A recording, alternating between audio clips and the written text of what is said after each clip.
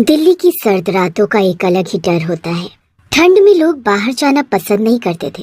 वहीं रहता था मयंक उम्र लगभग 28 साल, एक मल्टीनेशनल कॉल सेंटर में काम करता था। शिफ्ट रात की थी।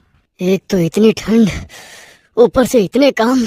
कभी कभी लगता है ये सारे ऑफिस वाले ही जम जाते तो कितना अच्छा होता, लेकिन नहीं, इन्हें तो हमें जमाना है। हम इंसान थोड़ी है, बैल है बैल। मयंक बहुत गुस्से में था। जनवरी की ऐसी एक रात थी जब मयंक शाम में ऑफिस के लिए निकल रहा था। काश आज मेरी भी छुट्टी होती तो मैं भी ठंड में आराम करता। मयंक ऑफिस पहुंचा जहां उसने देखा आज काम तो ज्यादा नहीं है। मतलब आज काम जल्दी जल्दी किया जा सकता है।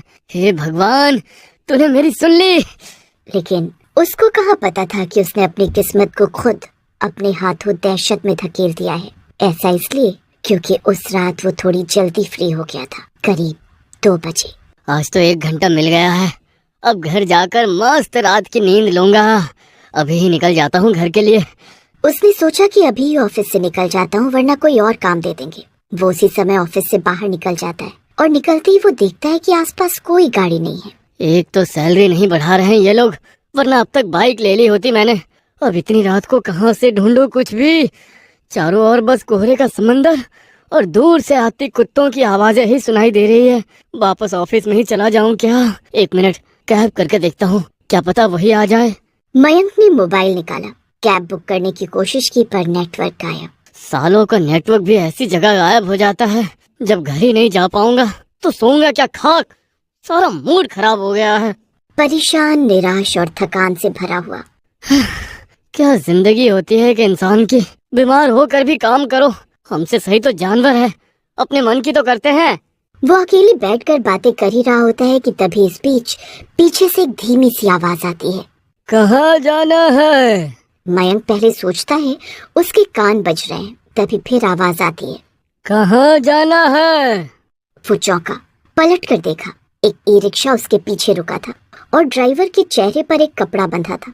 मयंक को पहले तो अजीब लगा, फिर उसने सोचा, क्या पता पैसों के लिए ये भी ओवर टाइम कर रहा होगा, मेरी ही तरह। क्या हुआ? क्या सोचने लगे? बताओ ना, कहाँ जाना है या नहीं जाना है तो वो भी बताओ, फिर मैं आगे बढ़ जाता हूँ। मयंक हड़बड़ा गया और एकदम से बोला, अब लाजपत नगर, मुझे लाजपत नगर जाना है। भैया चलोगे क्या आप वहाँ? ड्राइवर ने कुछ नहीं बोला तो मयंक ने एक बार फिर बोला, बताओ भैया चलोगे क्या? ड्राइवर ने चुपचाप सिर हिलाया। मयंक बहुत खुश हो गया और बिना ज्यादा पूछे ही मयंक बैठ गया रिक्शे के अंदर। लेकिन थोड़ी देर बाद उसने जब ध्यान देना शुरू किया तो उसे तभी पहली बार थोड़ा अजीब सा लगा। न कोई नंबर प्लेट, न रिक्शे पर मालिक का नाम, न ही कोई गाने की आवाज जैसे आमतौर पर होती है। ये कैसा रिक्शा है? इस पर तो कुछ भी नहीं है। रिक्शा धीरे धीरे चला, लेकिन जल्द ही मयंक को यह एहसास हुआ कि ये रास्ता सामान्य नहीं है। वो जगह जिनसे रोज गुजरता था आज वो नहीं दिख रही थी। सड़कें खाली थी, न कोई गाड़ी न कोई आदमी। मयंक थोड़ी देर तो देखता रहा, फिर वो घबराने लगा और उसने पूछा, भाई ये कौन सा रास्ता है? मैंने पहले कभी ये रास्ता तो देखा नहीं, और ना मैं इस रास्ते से आता जाता हूँ। लेकिन ड्राइवर ने जैसे मयंक की आवाज ही न सुनी हो। उसने मयंक के सवाल का कोई जवाब नहीं दिया। मयंक ने फिर पूछा, ये सोचकर कि शायद उसने सुना नहीं। भाई सुन रहे हो ना, मैंने कुछ पूछा है आपसे। इस बार भी ड्राइवर ने कुछ नहीं बोला तो मयंक को गुस्सा आने लगा। आपसे कुछ पूछ रहा हूँ मैं भाई साहब, समझ नहीं आ रहा है क्या? ये कौन सा रास्ता है? बिना सुने ही चलाए जा रहे हो। ये लाजपत नगर का रास्ता तो नहीं लग रहा है मुझे। कहाँ लेकर जा रहे हो?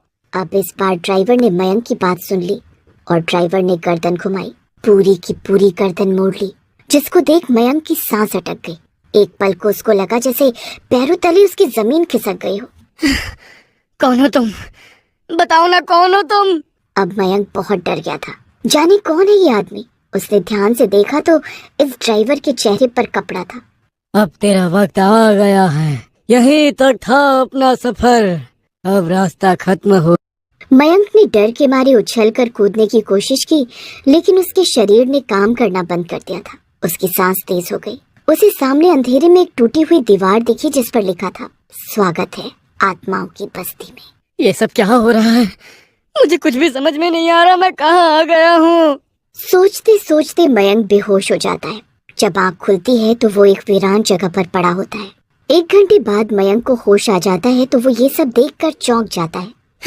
ये सब क्या है? ये क्या हो रहा है मेरे साथ? कोई है क्या यहाँ? कौन है? क्यों कर रहे हो ये सब मेरे साथ तुम? मयंक चिल्लाकर रोने लग जाता है। उसको बहुत खाली लगने लगता है। तभी एक झुनझुनाहट सी आवाज आने लगती है। फिर किसी ने धीरे से कहा, वो हर उस इंसान को ले जाता है जो अकेले रात में मिलता है। उसका बदला अभी पूरा नहीं हुआ। कौन है? कौन है तू? मयंक घबराया। सामने एक अधचली आत्मा खड़ी थी। उसने कहा, मैं भी कॉल सेंटर में काम करता था। रोज अपने समय पर घर जाता था, लेकिन एक दिन मुझे जाने में देरी हो गई तो मुझे भी एक ई रिक्शा वाला मिला। फिर मैंने वो रिक्शा ले लिया। उसी रिक्शे से घर जा रहा था, लेकिन वो ड्राइवर इंसान नहीं था। वो तो आवाज टूट गई। क्या था वो? मयंक चीखा और फिर पूछा, मैं पूछता हूँ, कौन था वो? फिर क्या हुआ? वो एक भूत है, ई रिक्शा वाला भूत। लेकिन वो हमारे साथ क्यों कर रहा है? वो अपनी ही मौत का बदला ले रहा है। लेकिन हमने तो नहीं मारा है उसको, तो हमें क्यों परेशान कर रहा है वो? ई रिक्शा की बैटरी में धमाका हुआ था। उसकी आखिरी सवारी ने किया उसके साथ ऐसा। उसकी वजह से वह जिंदा जल गया था। अब वो हर रात हर आदमी को मारता है जिसे वो आखिरी सवारी मान ले। इसका मतलब ये हुआ कि मैं उसकी आखिरी सवारी था। हाँ, हो सकता है, तभी तो तुम भी यही हो। अब मयंक को सिर्फ भागना था, लेकिन जहाँ भी वो भागता वही ई रिक्शा सामने खड़ा मिल जाता। मयंक बहुत कोशिश करने लगा, लेकिन फिर भी कुछ नहीं हो पा रहा था। कहाँ जाएगा? अब तेरा नाम भी मेरी लिस्ट में है। अब तो मुझसे बच नहीं सकता। यही तेरी आखिरी रात होगी। अब तू नहीं बच सकता। तूने मुझे जलाया, अब मैं तुझे जलाऊंगा। मैंने तुझे नहीं जलाया। मैं तो तुझे जानता भी नहीं हूँ। मैं तो ऑफिस से अपने घर जा रहा था, लेकिन तूने मुझे बुलाया। इसमें मेरी गलती कैसे हो गई? तू ही है वो। अब मैं तुझे नहीं छोड़ूंगा। मैं तब कुछ नहीं कर पाया, लेकिन अब तुझे नहीं जाने दूंगा। वो रिक्शा वाला हवा में उड़ने लगा। मयंक बीच में खड़ा देख रहा था ये सब। उसकी हालत खराब थी डर से। समझ नहीं आ रहा था वो क्या करे। तभी अचानक मयंक ने कहीं दूर से एक मंदिर की घंटियों की आवाज सुनी और जान बचाने के लिए उसी दिशा में दौड़ पड़ा। बहुत दूर दौड़ने के बाद उसे वो मंदिर दिखाई दिया। चलो, मंदिर दिखाई तो दिया। अब ये मंदिर ही मेरी रक्षा कर सकता है।